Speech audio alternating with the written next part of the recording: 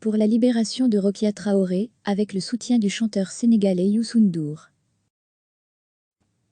Nous demandons au juge d'instruction en charge du dossier de Madame Rokia Traoré de lever le mandat d'arrêt international à l'encontre de celle-ci, afin qu'elle puisse se défendre devant la justice belge. Nous demandons sa libération immédiate, pour qu'elle puisse faire appel de la décision pour irrégularité de la procédure, en raison de la non-compétence juridictionnelle de Bruxelles. Le 30 octobre 2019, Madame Rokia Traoré reçoit un mandat d'arrêt à son encontre, indice rouge, pour enlèvement, séquestration et prise d'otage de la part de la justice belge. Elle est arrêtée, puis incarcérée en France, une première fois, le 25 novembre 2019. Elle est arrêtée, puis incarcérée de nouveau depuis le 10 mars 2020. La justice belge reproche à Madame Traoré, ressortissante malienne, d'avoir la garde de sa fille depuis 4 ans au Mali. Le père ne s'étant jamais manifesté pour obtenir une quelconque garde, décide subitement de saisir la justice, alors que la mère ne s'était jamais opposée à toute visite de sa part. Cependant, Madame Traoré a déposé une plainte pour attouchement sexuel, suite aux plaintes de sa fille de 4 ans. La justice belge ne tient nullement compte de la décision de justice malienne, qui octroie le droit de garde à la mère ni des conditions de vie de l'enfant. En effet, cette dernière vit avec sa mère depuis 4 ans au Mali. Elle veille à lui offrir les meilleures conditions de scolarité et d'éducation, malgré le fait que le père explique dans son dossier ne pas être en mesure de contribuer financièrement à la vie de son enfant. Madame Traoré ne peut pas, pour des raisons financières et professionnelles, se présenter à toutes les audiences devant la justice belge, mais prend le soin de se faire représenter par une avocate. Madame Traoré a une audience prévue en mars 2020, et durant laquelle elle peut faire appel de la dernière décision, qui octroie le droit de garde exclusif à son ex-compagnon. Pour ce faire, elle doit s'y rendre personnellement. Le juge d'instruction de Bruxelles accepte de lever le mandat d'arrêt à son encontre pour pouvoir assister à l'audience, à la seule condition de présenter l'enfant à son père. Retrouvez en cliquant ici tous les articles des Grenades, le média de la RTBF, qui dégoupille l'actualité d'un point de vue féministe. Elle risque donc soit la prison pour non-présentation de l'enfant, ou de se voir enlever la garde de sa fille, le temps que l'enquête prouve la véracité des plaintes de sa fille, procédure qui peut durer au moins 1 an. Madame Traoré a, depuis plusieurs jours, entamé une grève de la faim. Dysfonctionnement de notre justice. L'histoire de Madame Rokia Traoré démontre les dysfonctionnements de notre justice belge à l'égard des mères monoparentales. Ces dysfonctionnements sont d'autant plus discriminants quand la mère est d'origine RUE, autrement dit racisée. En effet, l'histoire de Madame Traoré démontre qu'un père absent, et qui ne contribue pas financièrement aux besoins de l'enfant, garde son droit parental. Il peut à n'importe quel moment saisir la justice et faire condamner celle qui, jusque-là, a assumé toutes les charges émotionnelles, éducatives et financières de l'enfant. Par ailleurs, c'est une aberration que Madame Traoré subisse, ce que l'on appelle le moté-shaming de la part de la justice belge, car elle exerce une carrière internationale et qu'elle semble avoir les bonnes conditions dans son pays d'origine pour concilier sa vie privée et professionnelle. La justice belge reste extrêmement sexiste. Ce même argument n'est pas utilisé à l'encontre de son ex-compagnon pourtant absent 2 semaines par mois pour exercer ses fonctions de directeur à l'étranger et ne semblerait pas être un obstacle pour une garde exclusive au regard de la juridiction belge. Les mères monoparentales sont sans cesse tenues pour responsables du désintérêt et du désinvestissement des pères à l'égard des enfants. La loi du 18 juillet 2006 préconise la garde alternée entre les parents. Cependant dans les faits, c'est une minorité de pères qui fait prévaloir ce droit. Ainsi, 80% des familles monoparentales sont gérées principalement ou exclusivement par les mères. 40% de ces FEMMES droits ne perçoivent pas de pensions alimentaires. Pourtant ça ne prive pas les pères de leur autorité parentale, ni d'un droit de visite après avoir été absents pendant une longue durée. L'histoire de Madame Traoré démontre à quel point les mères sont montrées du doigt, leur témoignage est mis en doute, jusqu'à ce que les enfants soient, un jour, en mesure de s'exprimer sur des faits aussi graves que des violences ou agressions sexuelles qu'ils ou elles ont subies.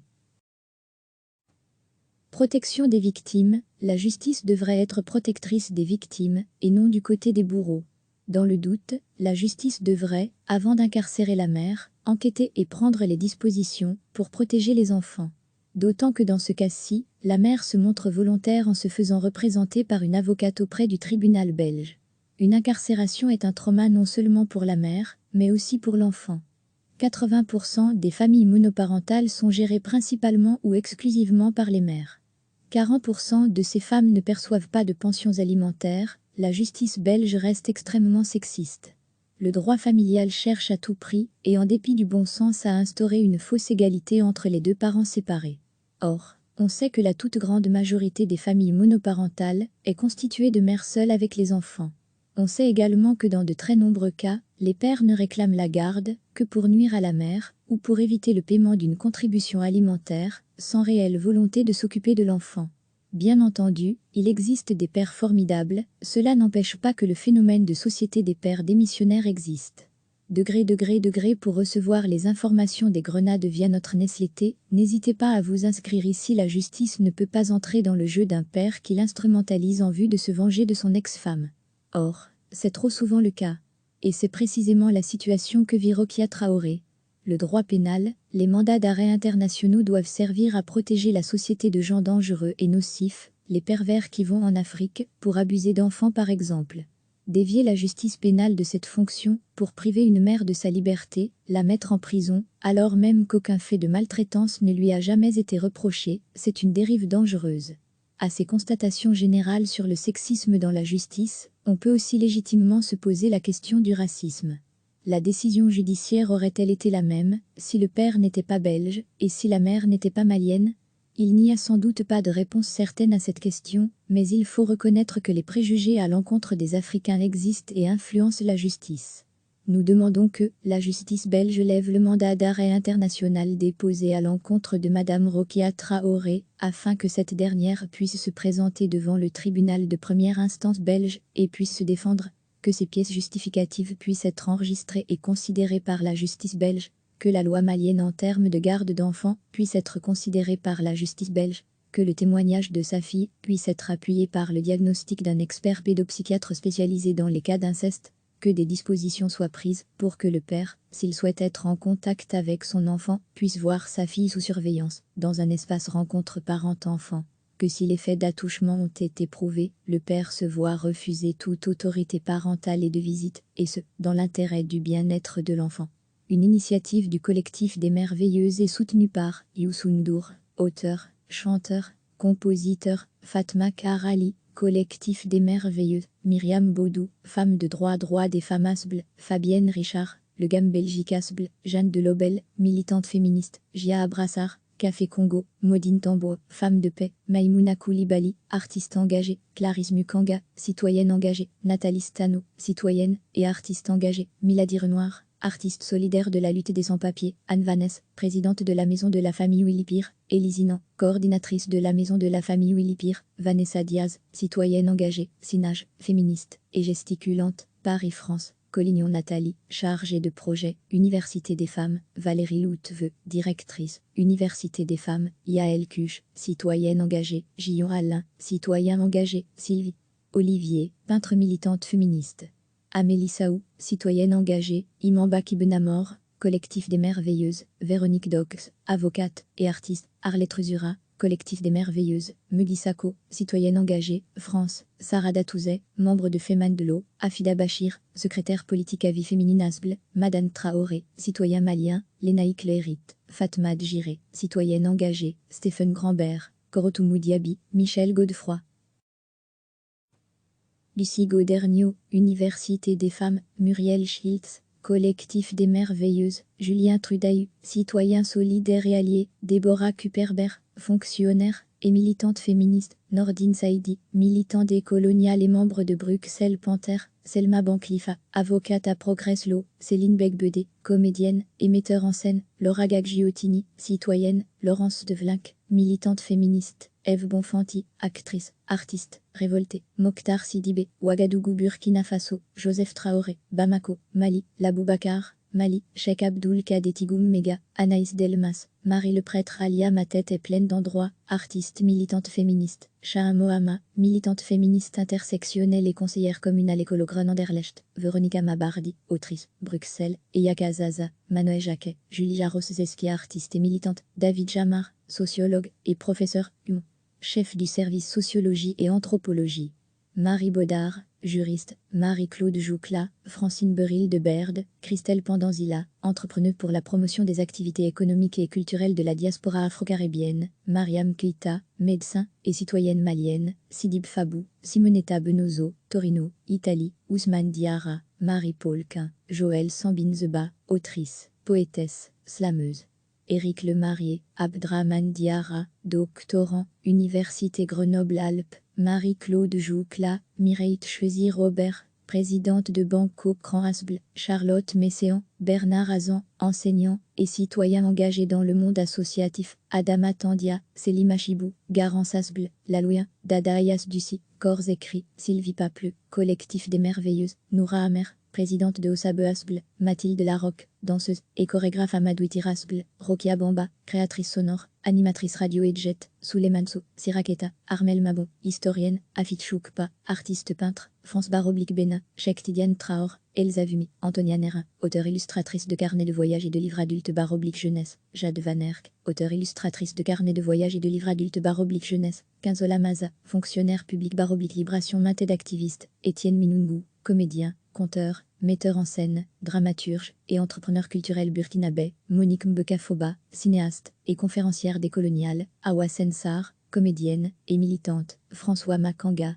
comédien et guide de musée, Véronique Kletga-Kuba, sociologue, ULB, Cécile Moupiga, autrice, Mansulane Gizani, cofondatrice de l'association Ujima, productrice de projets culturels et artistiques en lien avec les relations belgo-congolaises, Dorcy Rugamba, écrivain et metteur en scène, directeur de Rwanda Art Initiative, Perrine Krevker, Kios Martin, avocate au barreau de Bruxelles, Marie Zandrix, présidente du CWEHF, Marco Martiniello, professeur de sociologie, Uliégeun loi du 18 juillet 2006 tendant à privilégier l'hébergement égalitaire de l'enfant dont les parents sont séparés et réglementant l'exécution forcée en matière d'hébergement d'enfants, MB 047. 2006, P 43 971.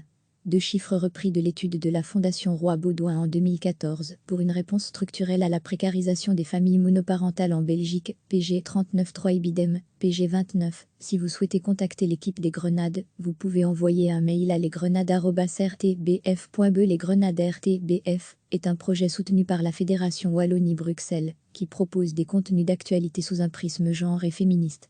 Le projet a pour ambition de donner plus de voix aux femmes, sous-représentées dans les médias. Recevez chaque matin l'essentiel de l'actualité. Nous demandons au juge d'instruction en charge du dossier de Madame Rokia Traoré de lever le mandat d'arrêt international à l'encontre de celle-ci, afin qu'elle puisse se défendre devant la justice belge. Nous demandons sa libération immédiate, pour qu'elle puisse faire appel de la décision pour irrégularité de la procédure, en raison de la non-compétence juridictionnelle de Bruxelles. Le 30 octobre 2019, Madame Rokia Traoré reçoit un mandat d'arrêt à son encontre, indice rouge, pour enlèvement, séquestration et prise d'otage de la part de la justice belge. Elle est arrêtée, puis incarcérée en France, une première fois, le 25 novembre 2019. Elle est arrêtée, puis incarcérée de nouveau depuis le 10 mars 2020. La justice belge reproche à Madame Traoré, ressortissante malienne, d'avoir la garde de sa fille depuis 4 ans au Mali. Le père ne s'étant jamais manifesté pour obtenir une quelconque garde, décide subitement de saisir la justice, alors que la mère ne s'était jamais opposée à toute visite de sa part. Cependant, Madame Traoré a déposé une plainte pour attouchement sexuel, suite aux plaintes de sa fille de 4 ans. La justice belge ne tient nullement compte de la décision de justice malienne, qui octroie le droit de garde à la mère ni des conditions de vie de l'enfant. En effet, cette dernière vit avec sa mère depuis 4 ans au Mali. Elle veille à lui offrir les meilleures conditions de scolarité et d'éducation, malgré le fait que le père explique dans son dossier ne pas être en mesure de contribuer financièrement à la vie de son enfant. Madame Traoré ne peut pas, pour des raisons financières et professionnelles, se présenter à toutes les audiences devant la justice belge, mais prend le soin de se faire représenter par une avocate. Madame Traoré a une audience prévue en mars 2020, et durant laquelle elle peut faire appel de la dernière décision, qui octroie le droit de garde exclusif à son ex-compagnon. Pour ce faire, elle doit s'y rendre personnellement. Le juge d'instruction de Bruxelles accepte de lever le mandat d'arrêt à son encontre pour pouvoir assister à l'audience, à la seule condition de présenter l'enfant à son père. Retrouvez en cliquant ici tous les articles des Grenades, le média de la RTBF, qui dégoupille l'actualité d'un point de vue féministe. Elle risque donc soit la prison pour non-présentation de l'enfant ou de se voir enlever la garde de sa fille, le temps que l'enquête prouve la véracité des plaintes de sa fille, procédure qui peut durer au moins 1 an. Madame Traoré a, depuis plusieurs jours, entamé une grève de la faim. Dysfonctionnement de notre justice. L'histoire de Madame Rokia Traoré démontre les dysfonctionnements de notre justice belge à l'égard des mères monoparentales. Ces dysfonctionnements sont d'autant plus discriminants quand la mère est d'origine hors-UE, autrement dit racisée. En effet, l'histoire de Madame Traoré démontre qu'un père absent et qui ne contribue pas financièrement aux besoins de l'enfant garde son droit parental. Il peut à n'importe quel moment saisir la justice et faire condamner celle qui, jusque-là, a assumé toutes les charges émotionnelles, éducatives et financières de l'enfant. Par ailleurs, c'est une aberration que Madame Traoré subisse, ce que l'on appelle le moté-shaming de la part de la justice belge, car elle exerce une carrière internationale et qu'elle semble avoir les bonnes conditions dans son pays d'origine pour concilier sa vie privée et professionnelle. La justice belge reste extrêmement sexiste. Ce même argument n'est pas utilisé à l'encontre de son ex-compagnon pourtant absent 2 semaines par mois pour exercer ses fonctions de directeur à l'étranger et ne semblerait pas être un obstacle pour une garde exclusive au regard de la juridiction belge. Les mères monoparentales sont sans cesse tenues pour responsables du désintérêt et du désinvestissement des pères à l'égard des enfants. La loi du 18 juillet 2006 préconise la garde alternée entre les parents. Cependant, dans les faits, c'est une minorité de pères qui fait prévaloir ce droit. Ainsi, 80% des familles monoparentales sont gérées principalement ou exclusivement par les mères. 40% de ces FEMMES droits ne perçoivent pas de pensions alimentaires. Pourtant, ça ne prive pas les pères de leur autorité parentale, ni d'un droit de visite après avoir été absents pendant une longue durée. L'histoire de Madame Traoré démontre à quel point les mères sont montrées du doigt, leur témoignage est mis en doute, jusqu'à ce que les enfants soient, un jour, en mesure de s'exprimer sur des faits aussi graves que des violences ou agressions sexuelles qu'ils ou elles ont subies. Protection des victimes. La justice devrait être protectrice des victimes et non du côté des bourreaux. Dans le doute, la justice devrait, avant d'incarcérer la mère, enquêter et prendre les dispositions pour protéger les enfants. D'autant que dans ce cas-ci, la mère se montre volontaire en se faisant représenter par une avocate auprès du tribunal belge. Une incarcération est un trauma non seulement pour la mère, mais aussi pour l'enfant. 80% des familles monoparentales sont gérées principalement ou exclusivement par les mères. 40% de ces femmes ne perçoivent pas de pensions alimentaires. La justice belge reste extrêmement sexiste. Le droit familial cherche à tout prix, et en dépit du bon sens, à instaurer une fausse égalité entre les 2 parents séparés. Or, on sait que la toute grande majorité des familles monoparentales est constituée de mères seules avec les enfants. On sait également que dans de très nombreux cas, les pères ne réclament la garde que pour nuire à la mère ou pour éviter le paiement d'une contribution alimentaire, sans réelle volonté de s'occuper de l'enfant. Bien entendu, il existe des pères formidables, cela n'empêche pas que le phénomène de société des pères démissionnaires existe. Degré pour recevoir les informations des grenades via notre newsletter, n'hésitez pas à vous inscrire ici. La justice ne peut pas entrer dans le jeu d'un père qui l'instrumentalise en vue de se venger de son ex-femme. Or, c'est trop souvent le cas. Et c'est précisément la situation que vit Rokia Traoré. Le droit pénal, les mandats d'arrêt internationaux doivent servir à protéger la société de gens dangereux et nocifs, les pervers qui vont en Afrique pour abuser d'enfants par exemple. Dévier la justice pénale de cette fonction pour priver une mère de sa liberté, la mettre en prison, alors même qu'aucun fait de maltraitance ne lui a jamais été reproché, c'est une dérive dangereuse. À ces constatations générales sur le sexisme dans la justice, on peut aussi légitimement se poser la question du racisme. La décision judiciaire aurait-elle été la même si le père n'était pas belge et si la mère n'était pas malienne? Il n'y a sans doute pas de réponse certaine à cette question, mais il faut reconnaître que les préjugés à l'encontre des Africains existent et influencent la justice. Nous demandons que la justice belge lève le mandat d'arrêt international déposé à l'encontre de Madame Rokia Traoré, afin que cette dernière puisse se présenter devant le tribunal de première instance belge et puisse se défendre, que ces pièces justificatives puissent être enregistrées et considérées par la justice belge, que la loi malienne en termes de garde d'enfants puisse être considérée par la justice belge, que le témoignage de sa fille puisse être appuyé par le diagnostic d'un expert pédopsychiatre spécialisé dans les cas d'inceste, que des dispositions soient prises pour que le père, s'il souhaite être en contact avec son enfant, puisse voir sa fille sous surveillance, dans un espace rencontre parent-enfant, que si les faits d'attouchement ont été prouvés, le père se voit refuser toute autorité parentale et de visite, et ce, dans l'intérêt du bien-être de l'enfant. Une initiative du collectif des Merveilleuses est soutenue par Youssou N'Dour, auteur, chanteur, compositeur, Fatma Karali, collectif des Merveilleuses, Myriam Baudou, femme de droit des femmes Asbl, Fabienne Richard, le GAM Belgique Asbl, Jeanne de Lobel, militante féministe, Jia Abrassar, Café Congo, Maudine Tambour, femme de paix, Maïmouna Koulibaly, artiste engagée, Clarisse Mukanga, citoyenne engagée, Nathalie Stano, citoyenne et artiste engagée, Milady Renoir, artiste solidaire de la lutte des sans-papiers, Anne Vanesse, présidente de la Maison de la Famille Willipire, Élise Inan, coordinatrice de la Maison de la Famille Willipire, Vanessa Diaz, citoyenne engagée, Sinage, féministe et gesticulante, Paris-France. Collignon Nathalie, chargée de projet, Université des femmes, Valérie Louteveux, directrice, Université des femmes, Yaël Cuche, citoyenne engagée, Gillon Alain, citoyen engagé, Sylvie Olivier, peintre militante féministe.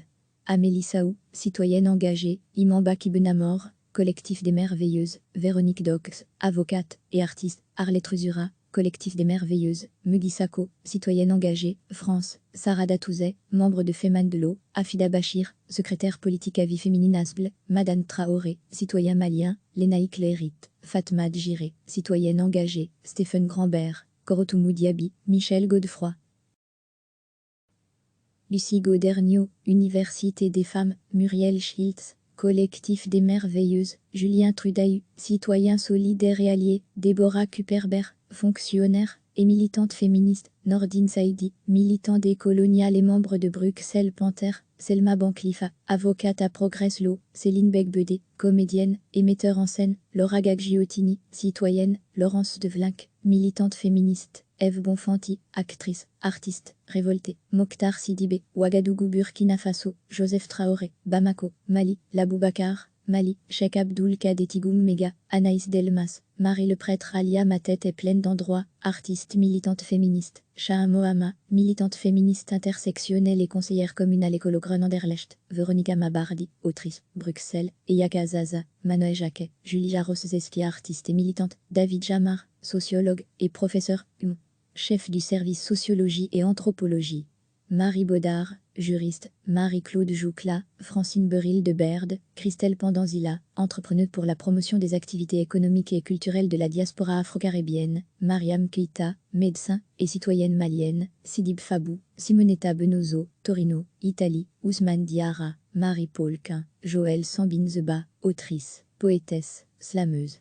Éric Lemarié, Abdraman Diarra, doctorant, Université Grenoble-Alpes, Marie-Claude Joucla, Mireille Tchesi-Robert, présidente de Banco Grand Asbl, Charlotte Messéan, Bernard Azan, enseignant et citoyen engagé dans le monde associatif, Adama Tandia, Célim Achibou, Garance Asbl, Lalouien, Dada Ayas Dussi, Corps écrit, Sylvie Papleux, collectif des Merveilleuses, Noura Amer, présidente de Osabe Asbl, Mathilde Larocque, danseuse et chorégraphe Amadouiti Rasbl, Rokia Bamba, créatrice sonore, animatrice radio et jet, Souleymane Siraketa, Armel Mabon, historienne, Afid Choukpa, artiste peintre, France Baroblique Bénin, Cheikh Tidiane Traor, Elsa Vumi, Antonia Nera, auteure illustratrice de carnets de voyage et de livres adultes Baroblique Jeunesse, Jade Van Erck, auteure illustratrice de carnets de voyage et de livres adultes Baroblique Jeunesse, Quinzola Maza, fonctionnaire public Baroblique Libération Mainte d'activiste, Étienne Minungu, comédien, conteur, metteur en scène, dramaturge et entrepreneur culturel burkinabé, Monique Mbekafoba, cinéaste et conférencière décoloniale, Awa Sensar, comédienne et militante, François Makanga,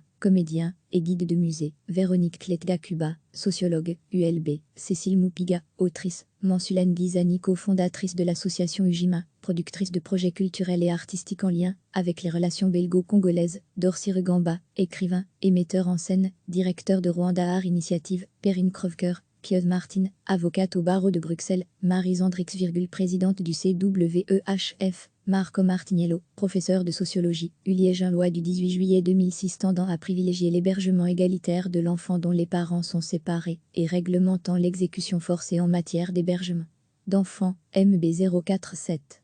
2006, P 43 1971. Deux chiffres repris de l'étude de la Fondation Roi Baudouin en 2014 pour une réponse structurelle à la précarisation des familles monoparentales en Belgique, PG 39.3 Ibidem, PG 29. Si vous souhaitez contacter l'équipe des Grenades, vous pouvez envoyer un mail à lesgrenades@rtbf.be. Les Grenades RTBF est un projet soutenu par la Fédération Wallonie-Bruxelles, qui propose des contenus d'actualité sous un prisme genre et féministe. Le projet a pour ambition de donner plus de voix aux femmes, sous-représentées dans les médias. Cliquez sur s'abonner pour recevoir les dernières nouvelles.